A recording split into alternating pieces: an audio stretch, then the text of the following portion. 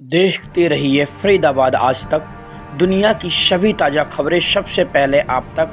All India bureau chief Mohammad Mushtaq Qadri की report. News व विज्ञापन के लिए संपर्क करें। नमस्कार दोस्तों, फरीदाबाद आज तक न्यूज़ चैनल में आप सभी का स्वागत है। आज हम पहुंचे हैं गांव टिकावली में, जो सख्त जागरूकता अभियान चलाया हुआ है वहाँ के जो पंजाब सिंध बैंक की तरफ से है। और जो जेडो हैं वो स्पेशल इस समय यहाँ मौके पर मौजूद है, उनसे सवाल करते हैं। सर, आपका हमारे चैनल में बहुत बहुत धन्यवाद। धन्यवाद। सर, मैं ये पूछना चाहता हूँ, जैसे कि साइबर क्राइम बहुत ज़्यादा हो जाता है, कई बार बैंक से पैसे गायब हो जाते हैं, एटीएम द्वारा भी गायब हो जाते हैं, कुछ लोग पेटीएम वगैरह भी से भी गायब कर देते हैं। इसके बारे में आपको क्या कहना है सर? देखिए, आजकल जी बहुत सारे जो लेन देन के मामले हो रहे हैं बैंक में, वो इलेक्ट्रॉनिक चैनल से हो रहे हैं, इंटरनेट बैंकिंग से होते हैं, एटीएम से होते हैं। और इसमें सुविधा तो है, लेकिन साथ साथ में थोड़ा सा इसमें रिस्क भी रहता है इस तरीके की घटनाओं का, क्योंकि चारों तरफ साइबर क्रिमिनल जो हैं वो सक्रिय हैं जी और वो ग्राहकों के खातों से इस तरीके से पैसा निकाल लेते हैं। जी सो इसके लिए बैंकों ने बहुत सारी करी हुई हैं सुविधा, वो बहुत सारी प्रिकॉशंस लिए हुए हैं बैंकों ने।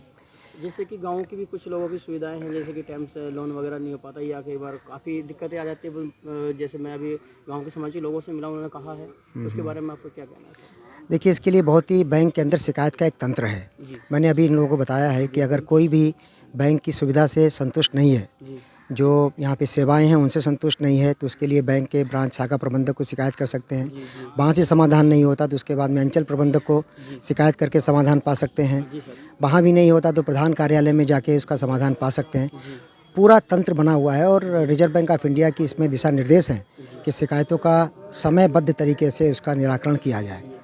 इसके अलावा अगर कोई भ्रष्टाचार की शिकायत होती है, उसके लिए भी पूरा तंत्र है।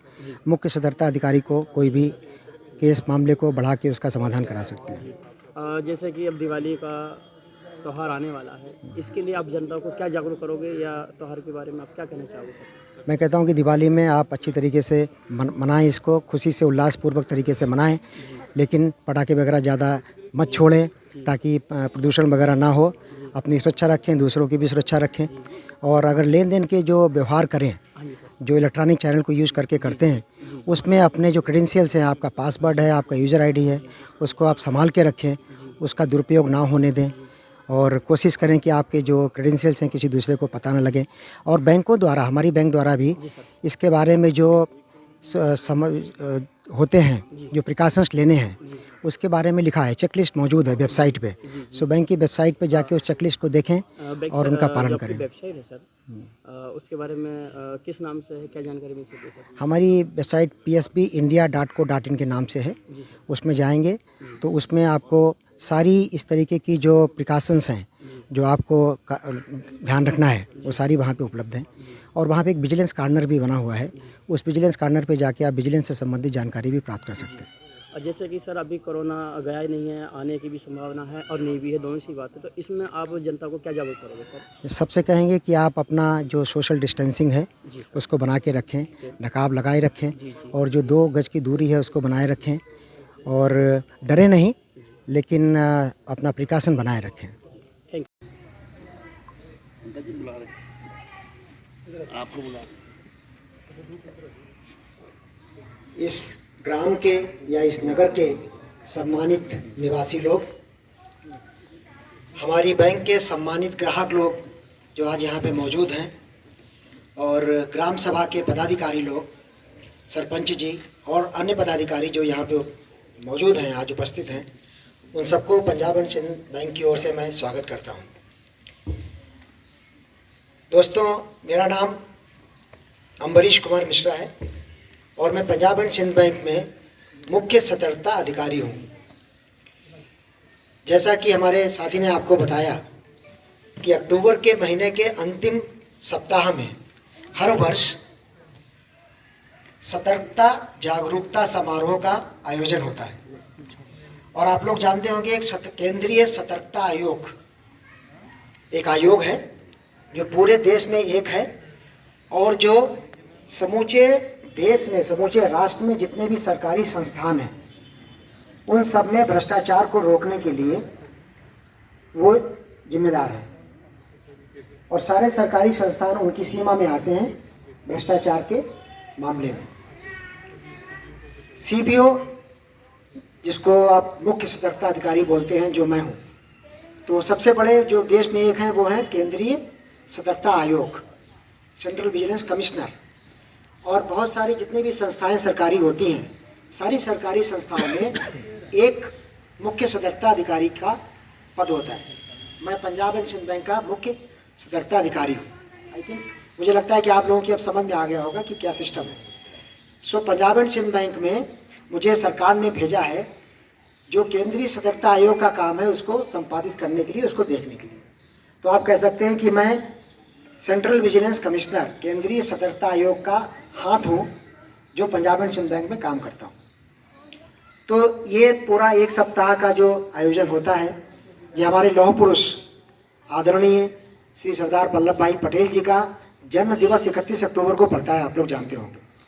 और ये हर साल उसी जन्म दिवस से मिला के इसका आयोजन होता है। और मुख्य मकसद ये है कि भ्रष्टाचार के विरुद्ध जो अभियान सरकार चलाती है और जो अभियान केंद्रीय सतर्कता आयोग चलाता है, उसमें नागरिकों का साझेदारी हो, आप लोगों की साझेदारी उसके अंदर हो, आप लोग उसमें सम्मिलित हो। यही उसका उद्देश्य होता है। क्योंकि साल भर तो ये सब लोग व्यस्त रहते हैं, लेकिन इस दौरान, इस हफ्ते में हम लोग चारों तरफ जाके, अभी केंद्रीय सतर्कता आयोग वो खुद अपने आप और सारे मुख्य सतर्कता अधिकारी पूरे देश के, एक हम लोगों का एक सम्मेलन हुआ था, उसमें हम लोग गए थे। वहाँ पे हम लोगों ने मिलके ये बनाई रूपरेखा किस तरीके से हम लोग इस अभियान को आगे बढ़ाएं। उसी सिलसिले में हम लोग ग्राम सभाओं में, स्कूलों में जाके, बैंक के अंदर तो बोलते हैं लेकिन बाहर जाके भी लोगों को जागरूक करने की कोशिश करते हैं। उसी सिलसिले में मैं आज यहाँ पे आया हूँ और आप लोग अपना समय दे रहे हैं, इसके लिए बहुत बहुत आपको धन्यवाद। इस वर्ष के आयोजन के बारे में एक खास बात है। एक योजना है सरकार की जो भ्रष्टाचार के निरोध के लिए बनाई गई है। उसको सरल शब्दों में आपको बताऊंगा मैं। उसको बोलते हैं पिडपी, अंग्रेजी में उसको PIDPI, पिडपी 2004। ये एक रेजोल्यूशन है। इसमें कोई भी नागरिक भ्रष्टाचार के किसी मामले को अगर बताना चाहता है सरकार को, सरकारी अधिकारी को, कमीशन को, और वो चाहता है कि मेरे बारे में उसको किसी को पता ना लगे कि मैंने कंप्लेंट की है।